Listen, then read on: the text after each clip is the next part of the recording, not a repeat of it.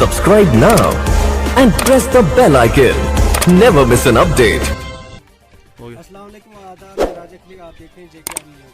हमारे साथ जुड़ चुके हैं सोशल एक्टिविस्ट। जिला डोडा के तहसील चिराला पंचायत सनाठुआ में एयरटेल कंपनी का नेटवर्क तो है, लेकिन ना होने के बराबर।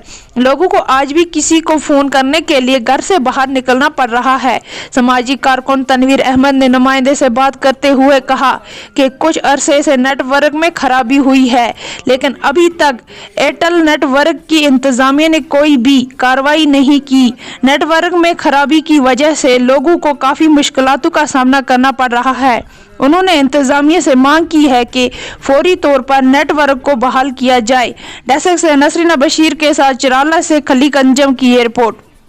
देखिए सर, आज जो बात है वो नेटवर्क के बारे में है। जिस तरह से इलाका चिराला में पंचायत सनाठुआ में एक नेटवर्क है वो एयरटेल का, पहले जो था वो एयरटेल पिछले 5-6 साल से बना हुआ है। 5-6 साल से टावर बना है तो लेकिन आपको क्या प्रॉब्लम है? प्रॉब्लम यही है कि आज जो है उसके ऊपर वो दूसरी डिश लगा दी वो जियो वालों ने। तो उसके बाद जो है आजकल पिछले 3-4 महीनों से बिल्कुल वीक नेटवर्क है एयरटेल का।